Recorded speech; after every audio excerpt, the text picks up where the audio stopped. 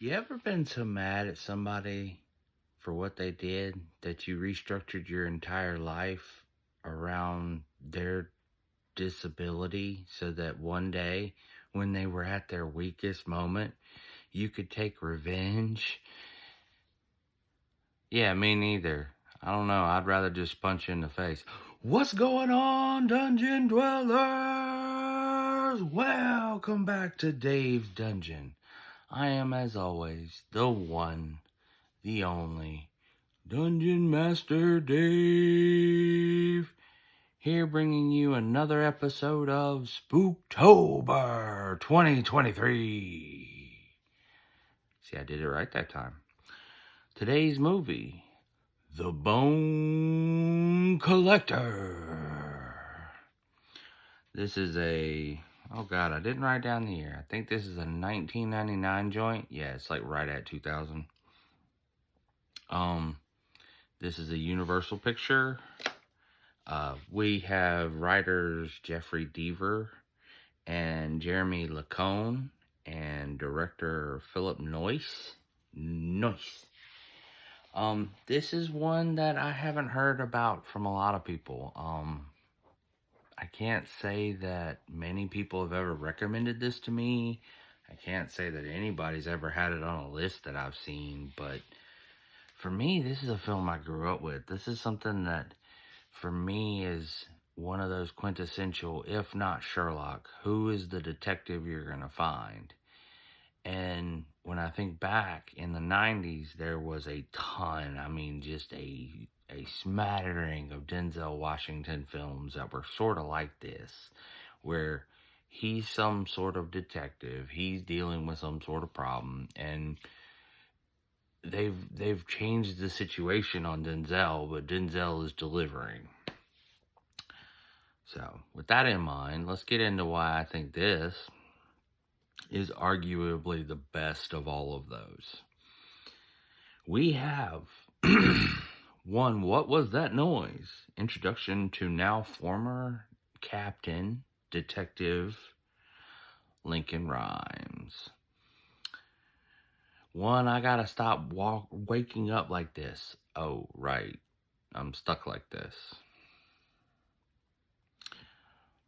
One, long flight to an even longer taxi cab kidnapping. It'd help if I could speak.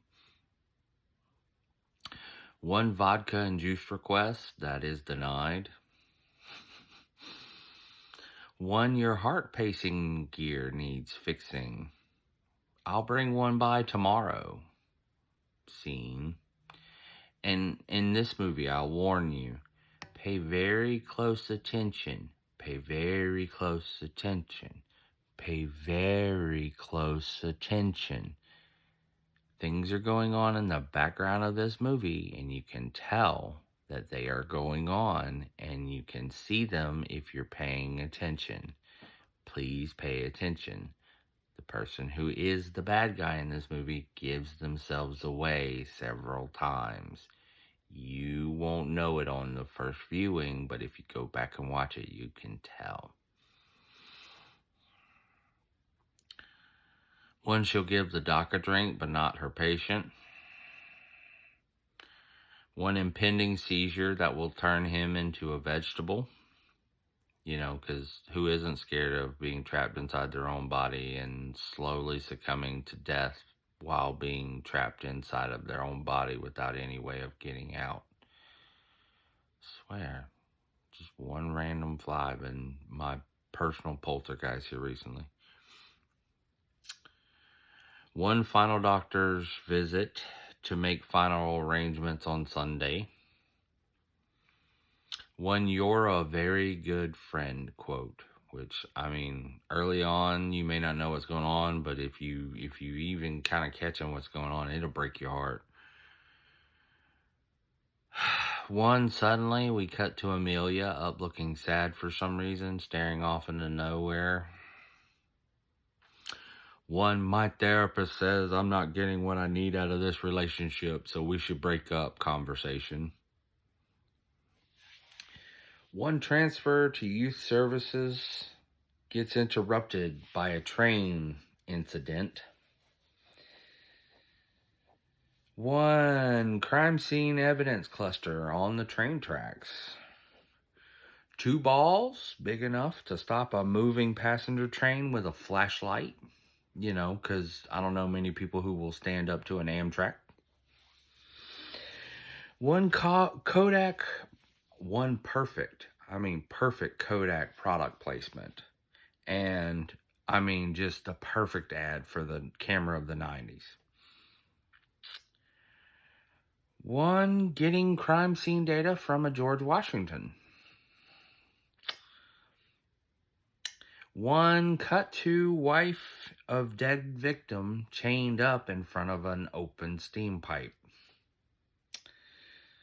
One world famous Captain Cheney ass chewing from none other than our horror royalty himself, Henry the Madman Michael Rooker. Because yeah, he's in this. This is sort of a film of who's not in this. One we got company, cops. Tell them I'm out running. Quote. You'll only get why that's funny if you pay attention to who's saying that. One Alan Rubin. Dead, buried, and shot in the face. Wife still missing timetable. Because no one else can solve this murder but the great Detective Lincoln Rhymes. One, the doer is saying he got her. Denzel and Ed O'Neill scene. And I gotta say, you get Denzel Washington alone on a screen and he starts doing stuff. You get Ed O'Neill on a screen with somebody else and they start doing stuff. You get Denzel and Ed O'Neill and the movie starts to just click and pop, click and pop, click and pop, and it goes places. One kisses ass. Rhyme is not impressed and has a seizure. Because again, Solomon is not an impressive figure at this point. One, of course, they left the crime scene photos because they still need his ass to look at them. And if he didn't die, he's still on the case. One, I provide generously for you and my will, you know. Conversation with Thelma that she don't want to have. One, enhance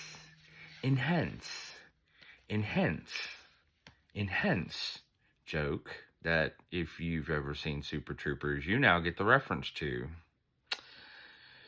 One dare drug case that they give them on day one that even the fellow officer in the audience admits, wouldn't you like to get your hands on that case? No, dumbass. You're here to bust people for drugs, not take them. One natural instinct for forensics. Meet Amelia Donahue, not Donahue. Again, I don't even know which way it goes, but it's Amelia. And it is Amelia Jovovich. Not Jovovich, Amelia Jolie, sorry. But yeah, it's Amelia Bedelia. It's Angelina Jolie. Sorry, I said Amelia Jolie. It's Angelina. Young Angelina. It's like 6 in the morning. I'm sorry, guys. I got names all over the place. One, breaking down the crime scene evidence cluster like Sherlock Holmes. Which, if you haven't figured out here, this is basically like a reskin for Sherlock Holmes. And I really feel like not enough movies have borrowed this sort of frame to be like, hey, here's another detective story, and hey, here's another detective story, and hey, here's another detective story. You know, we could crank these out pretty quick if someone would just commit to doing them. Don't look at, no. I have enough writing projects. Please don't give me more work.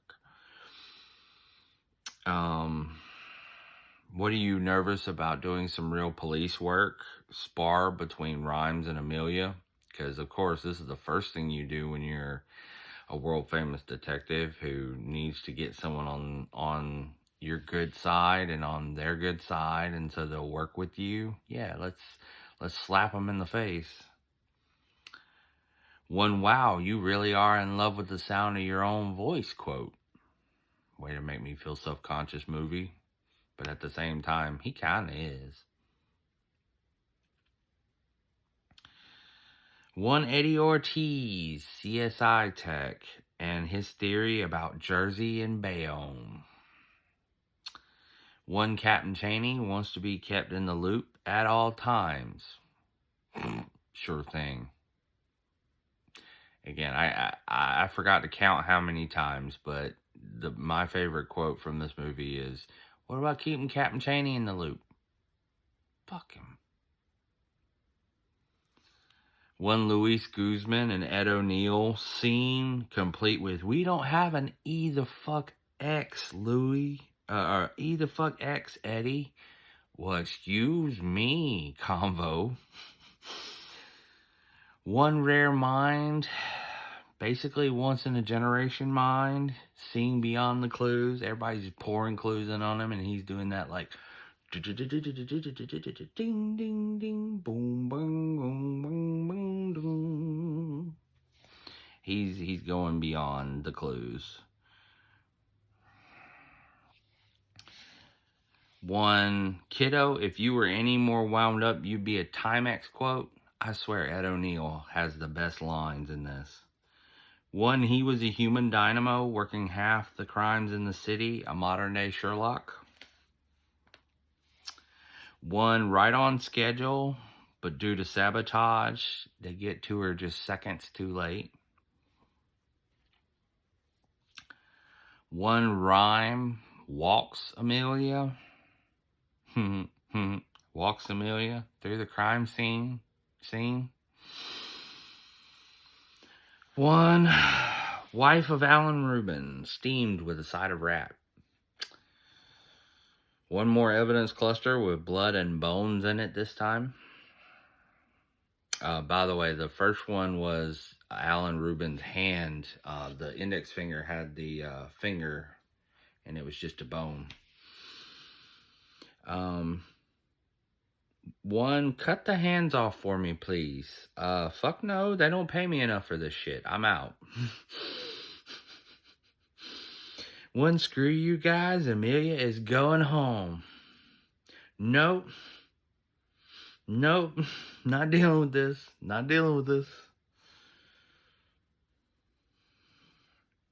One, Amelia's dad, deceased by final arrangement. Rhyme checks out Amelia's police records, which may not have been well advised, but Amelia's still on her "screw you guys, I'm going home" bit, so what else is he supposed to do? One, shit, Solomon almost gets himself shot while he's sneaking outside of her window while the killer's out about. And if she'd have popped to him, I wouldn't have blamed her.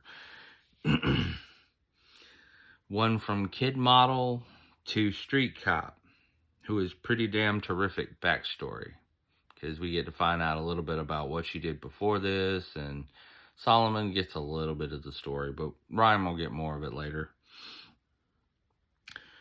One, seedy bar leads to taxi 5Z66 getting a new fare. And now we know what number and letters to look out for. One, that bone was definitely not human. Cow bone ends up being the key to the whole puzzle. One, shitty apology, jumping straight from there into a shitty subject. Because Lincoln is quite the charmer, you know. He jumps straight from, so I asked you to cut someone's hands off, but how about we talk about your dead dad instead? One, whatever happened to your father doesn't mean it's going to happen to you, quote. And, you know, for whatever it's worth, that actually turns her around in some ways. So whether you like the moment or not, I thought it was a decent one. One, did you get a timeline off the evidence yet? No, I was hoping you would help me. Ooh.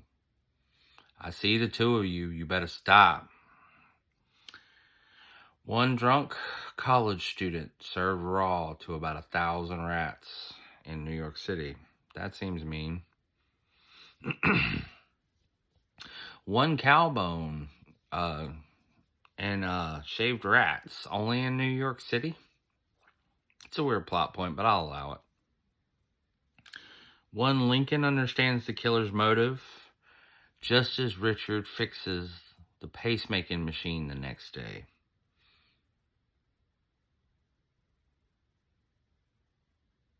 I'm going to just hang out here for a second.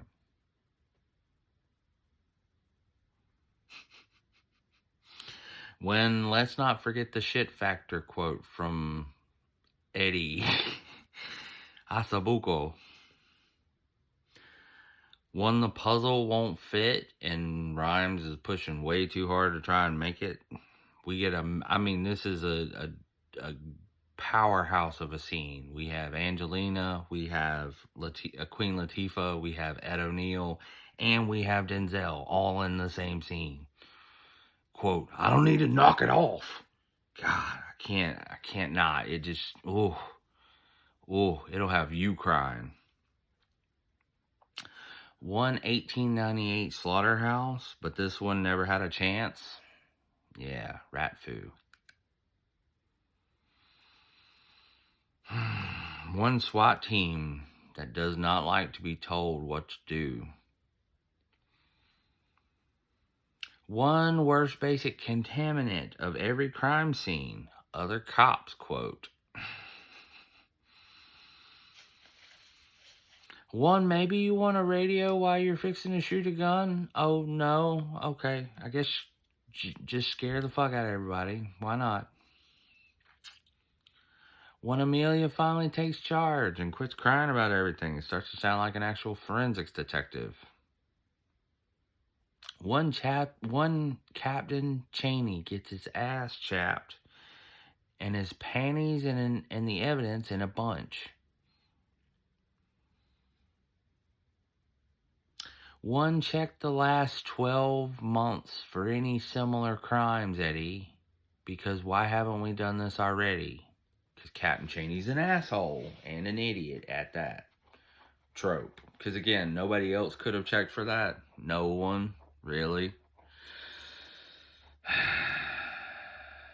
One Captain Cheney finds a dead man's fingerprint underneath a taxi cab. Actually, I read that whole line I read that whole line wrong. Just ignore me. One Captain Cheney finds a dead man under a taxi missing a finger. Yeah, because just like the husband, it had been. When Amelia stole the final piece of the puzzle because it smelled funny. You know, because whatever excuse to get back to our favorite detective. 4. Count them, 4 unsolved murders in the last 12 months. Quote, same marks, same messages. Been trying to communicate the whole time. This is when I start thinking, is Captain Cheney in on it? Probably not. One seizure due to a blocked catheter. And then Thelma accidentally lets Rhymes' secret out of the bag. That he's planning on sayonara, senora.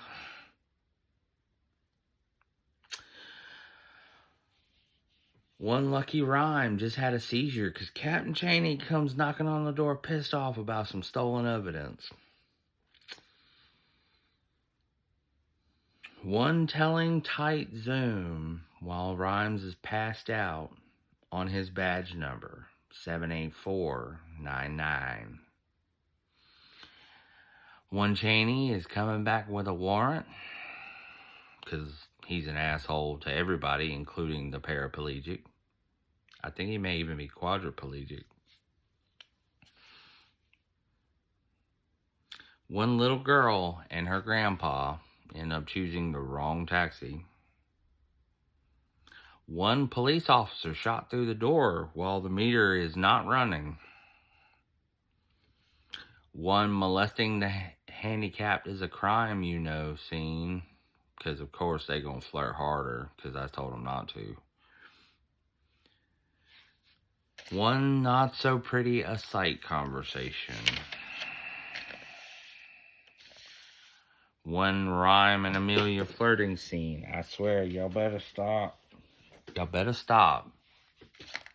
I swear, y'all better stop. One, it's not Amelia, it's not Rhyme, but the queen of puzzles, Thelma herself, ends up being necessary to solve this puzzle. Because it's one turn of the century publishing logo for a very specific type of story. Gothic stories, detective stories. One book named after the name of the movie that has the details they need, and shout outs to the director and the producers who were in the library, and everybody who gives her instructions and sort of looks at it are funny is, think about them as the upper end of the staff.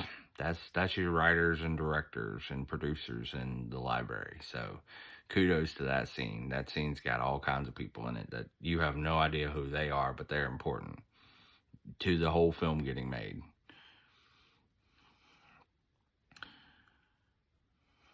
One movie based on a book, based on real life murders description of how this whole movie's supposed to be.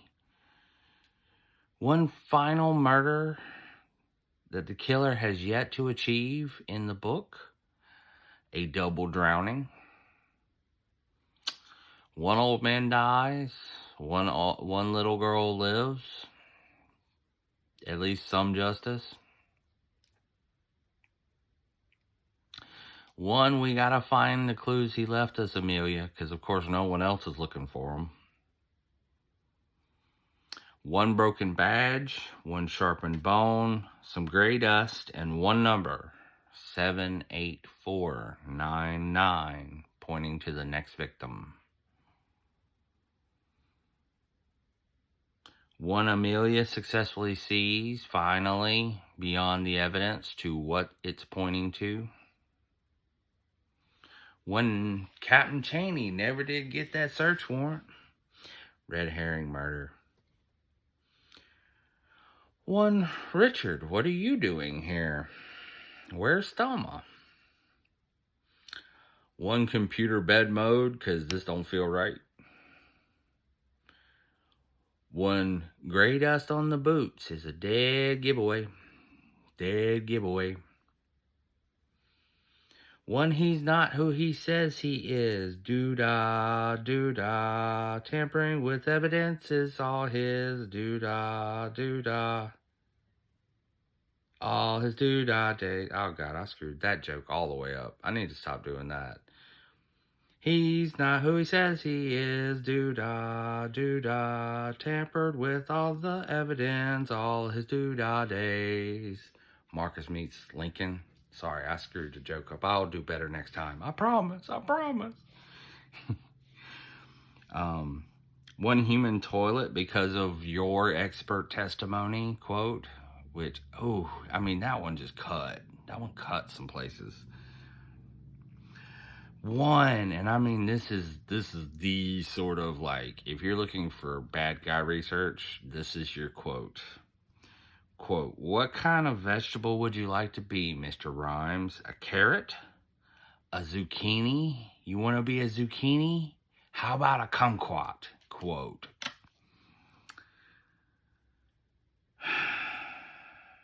One, fuck your finger slammed in the bed with degloving scene. And by the way, I know some of you are thinking of the pulling the glove off of his fingers before he has to take his hand out of the bed. I am not. Degloving means something else. One, hey little mama, let me whisper in your ear. Nibble on you a little bit, tell you something you might like to hear. Get him. One, Amelia catches Marcus monologuing with a bullet. Because of course. And finally, And now Captain Rhymes, once again, surrounded by his friends and family, bringing in the holidays. Merry Christmas, Lincoln. I gotta say, this movie is 5 skulls. Boom. You gotta see this one. Now, again, if you've already seen this one and you like, well, maybe there's another film. Maybe Dave will recommend something. I'm not actually going to go into this film because this film's got so much to it. I want you to see it. I'm not going to go into gory details. I'm going to tell you there are 5 other, 5 other films that are like this one that you could watch in the Denzel Washington catalog. I almost want to run a whole week of just Denzel movies that are like this. But there's this one, The Bone Collector. You then have Fallen. You then have Virtuosity. You then have Ricochet. You then have Man on Fire. And you also have Training Day. So again, there's a lot of films with him being a police officer and having to deal with certain kind of issues and it being a dark, sort of grim, dark story. But this one is like Sherlock Holmes meets murder mystery meets so much else that I just really gotta say, go see this film. If I haven't convinced you already, MVPs, go to Denzel Washington as Lincoln Rhymes, Angelina Jolie as Amelia, Queen Latifah as Thelma, Michael Rooker as Captain Cheney, Luis Guzman as Eddie Ortiz, Leland Orser as Richard, Ed O'Neill as his friend Paulie. That's the other detective that he ends up getting in the fight with all the time and ends up being real rude. But I swear, you've got to see this movie because it's one of those that has never been sort of duplicated outside of Sherlock Holmes and outside of murder mysteries, where they're following fairly close to this formula of someone's outsmarted the police and they want to get caught, so they're leading the police along by their nose, only for the police to not catch why, only for the police to not understand why, so they get fooled. But no more spoilers. Go see this movie. I don't know where you're gonna have to find this for my budget watchers. You might be able to find it on Tubi. I would search the internet, but again, I've had to buy this film, and I love it so much that I personally own this film, so I just watched my copy. But anyway, that's gonna do it for this review. Thank you so much for watching. I hope you guys really have enjoyed these videos. I really want to say a huge thank you to everybody who's been watching, because you guys have blown them up. I mean, just taking them to the next level. And I can't tell you how excited I am that you guys have even one of you's even watched, much less the numbers I have. So thank you guys so freaking much. I really appreciate all of you for tuning in and enjoying. And make sure you guys leave a like and make sure you subscribe so you know when I drop new stuff. You know, I'm always going to try to drop stuff that you like. So if you've enjoyed it up to now, stay tuned. But that's going to do it for these adventures, Dungeon Dwellers. I hope to see you on our next journeys. But until then, be careful who you trust. And like I said, have you ever rebased your life around somebody else's care needs? No. So live your life. Live your life.